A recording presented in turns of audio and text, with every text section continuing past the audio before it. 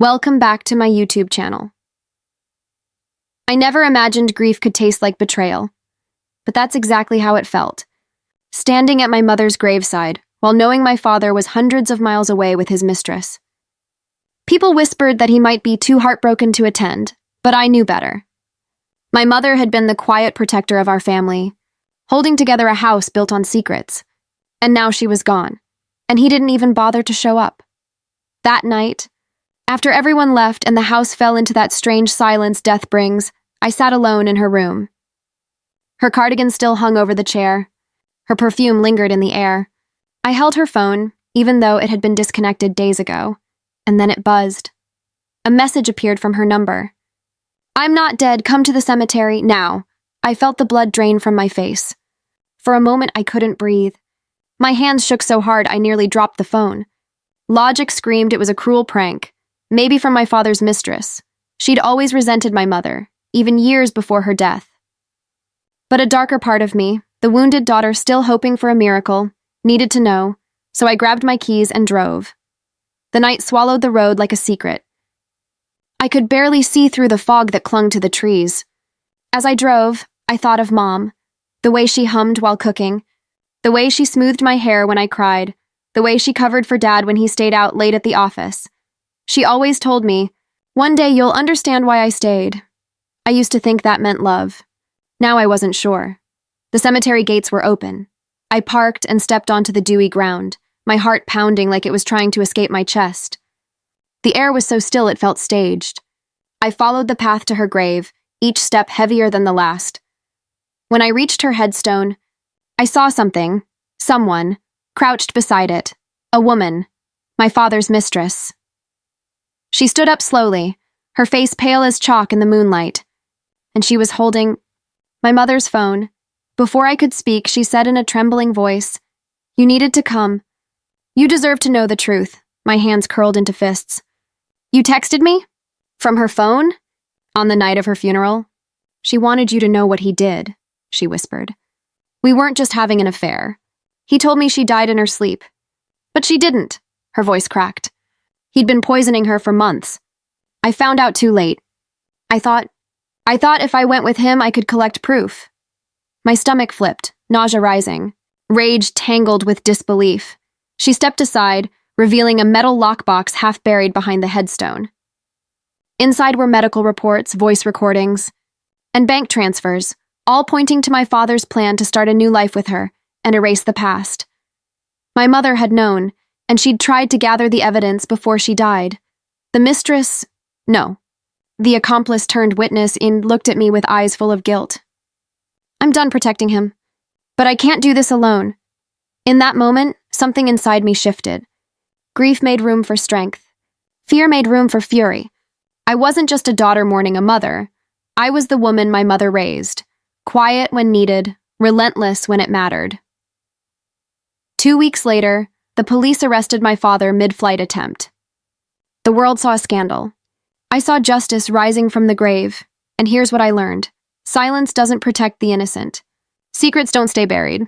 Grief can break you, or it can break the cycle. If you're carrying pain someone else caused, don't wait for permission to speak. Be the voice your younger self prayed for. Be the storm that ends the lie. And above all, when the past calls you in the dead of night, don't run, drive to it, and finish what someone started with love.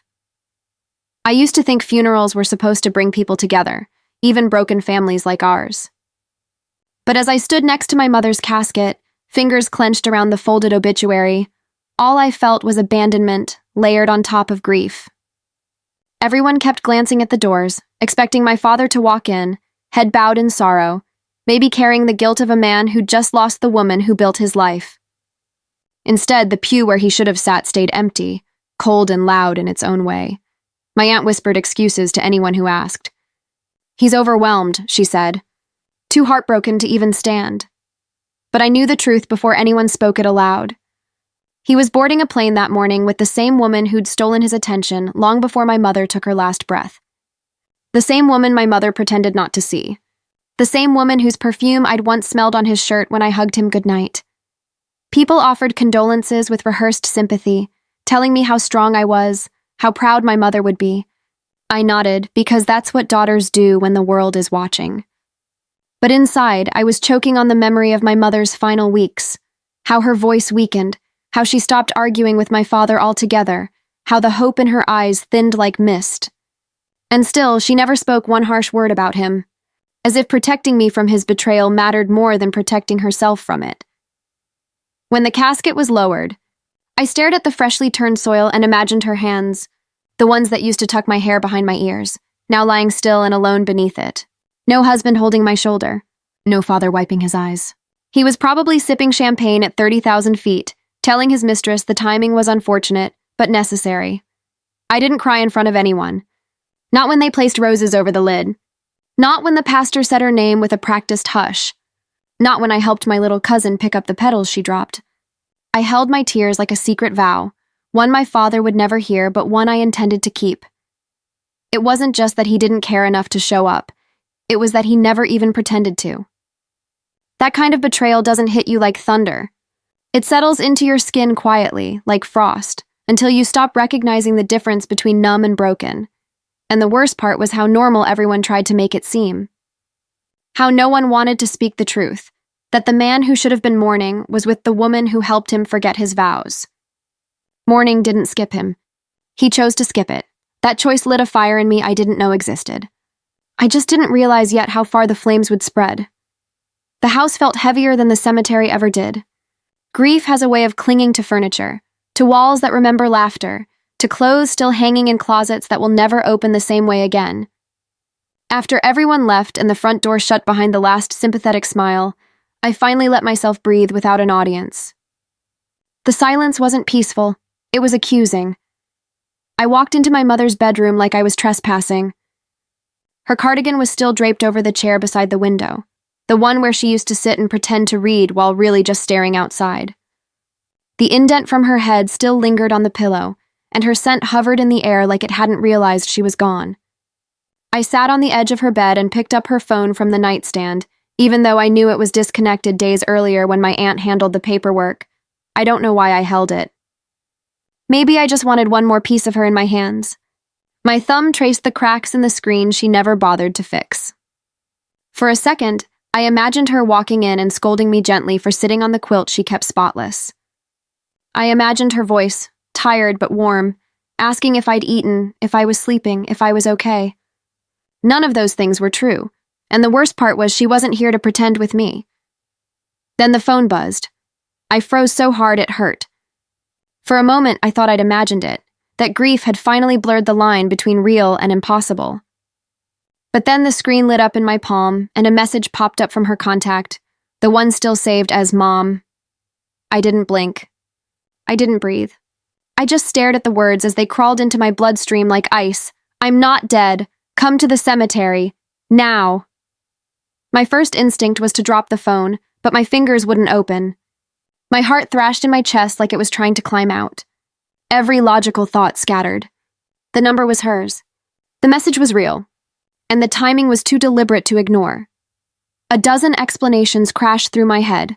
Glitch, hack, twisted prank, stolen phone, but they couldn't drown out the smallest, most dangerous thought hiding beneath them all. What if? Not hope exactly, but something close enough to hurt just as much. A part of me wanted to throw the phone across the room and lock every door. Another part, the one that had spent months watching my mother fade while my father disappeared into someone else's arms, refused to stay seated. The message didn't offer comfort. It wasn't gentle. It was a command. And if someone wanted to play with the dead, then I needed to see the face of the living person behind it. Whatever waited there, truth, cruelty, or madness, I knew staying home would be worse. So I grabbed my keys, wiped my face with the back of my hand, and answered the message in the only way I could. I got in the car and drove. The road to the cemetery felt longer than it ever had, even though I'd driven it dozens of times before. Streetlights flickered in that unreliable way that makes everything look haunted, and the fog pressed itself against the windshield like it was trying to climb inside. I gripped the steering wheel harder than necessary, my knuckles pale in the dim glow of the dashboard. Every mile I drove, another memory surfaced, uninvited and unforgiving. I remembered being 9, sitting in the back seat while my parents argued quietly in the front, my mom staring out the window while my dad pretended to focus on the road. I remembered her excuses for his absences, that he was busy, that he was tired, that people in love don't always look like they do in movies. Even then, some part of me understood she was protecting me from a truth she hadn't figured out how to face herself. The message replayed in my head like it was stitched into my thoughts. I'm not dead. Come to the cemetery. Now. It wasn't the wording that terrified me. It was how absolutely sure it sounded. Whoever sent it knew exactly what they were doing. They wanted me there, alone, at night. And I still went. My headlights cut through the darkness, but everything outside them felt unreal, like I was driving through a dream someone else was directing. Grief already distorts time and sound, but that night it twisted my sense of reality too.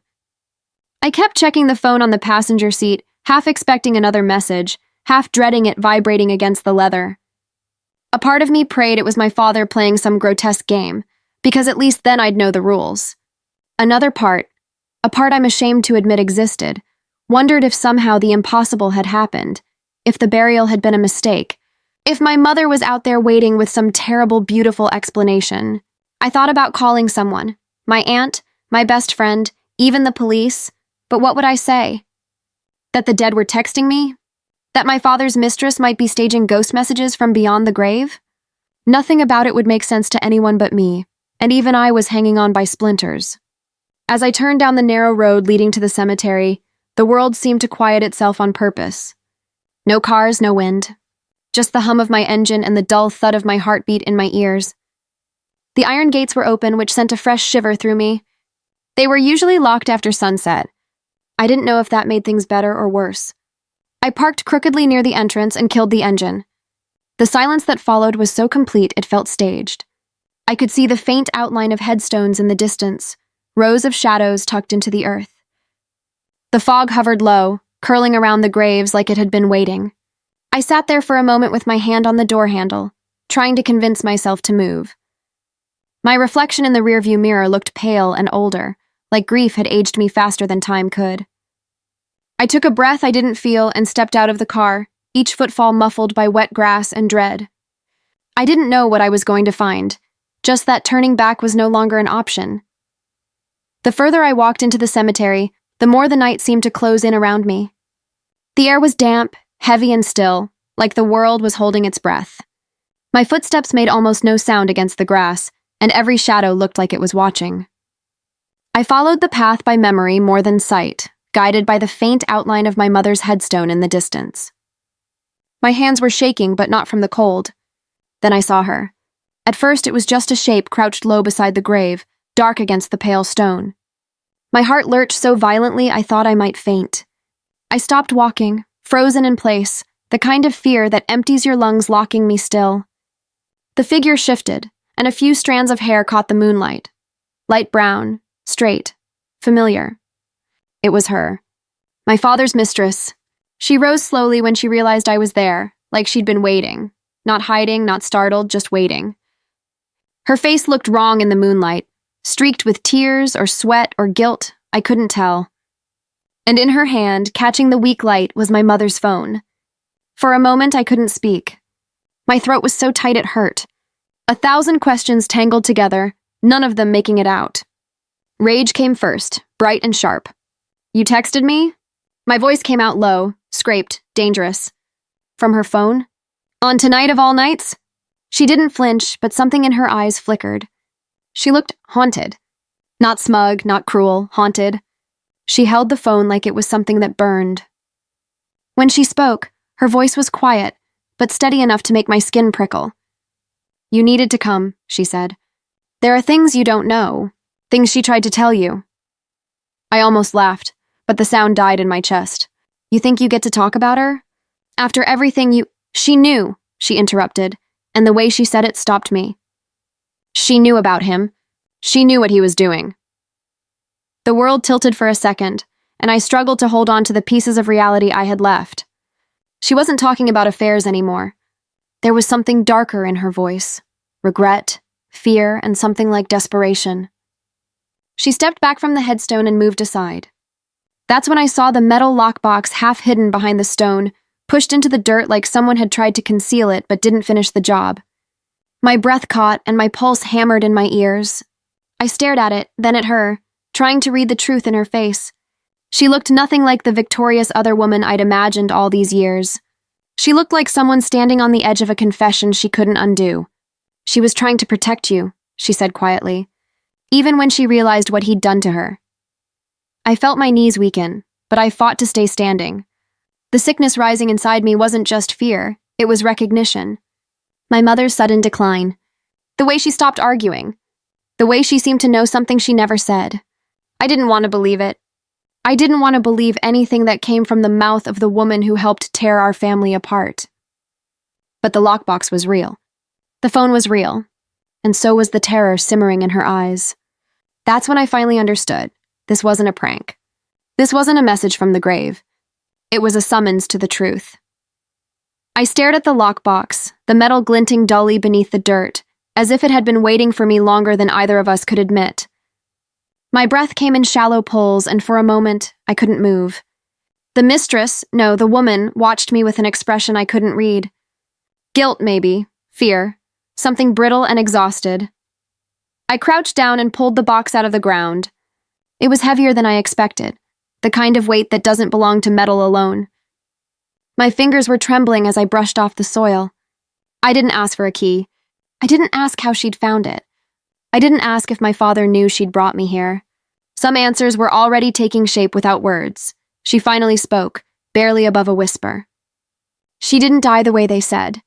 He made sure she couldn't fight back. But she knew, and she collected proof. I found pieces of it because he trusted me more than he should have. I felt something dark and electric rise inside me, not just anger, but a kind of clarity I'd never felt before. Memories flash-cut through my mind.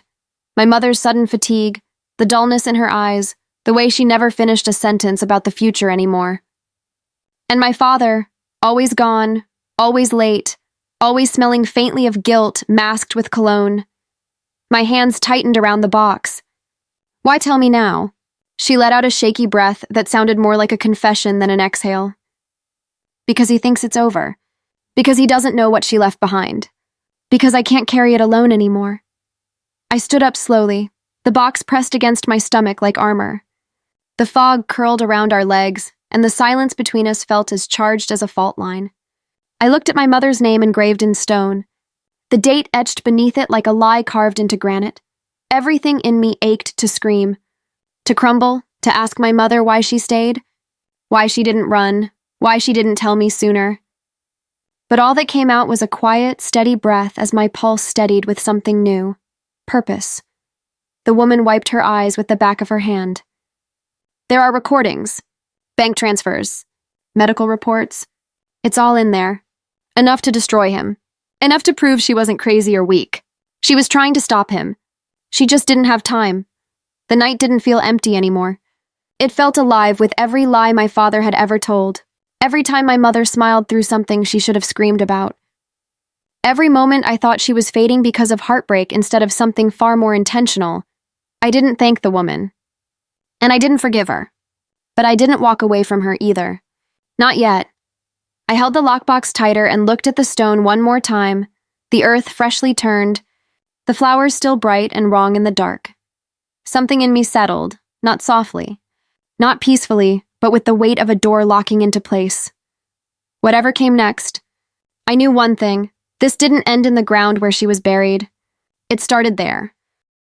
In the weeks that followed, I didn't sleep so much as endure the hours between night and morning. I opened the lockbox alone at my mother's kitchen table, with shaking hands and the kind of silence that listens back. What I found inside wasn't speculation or suspicion.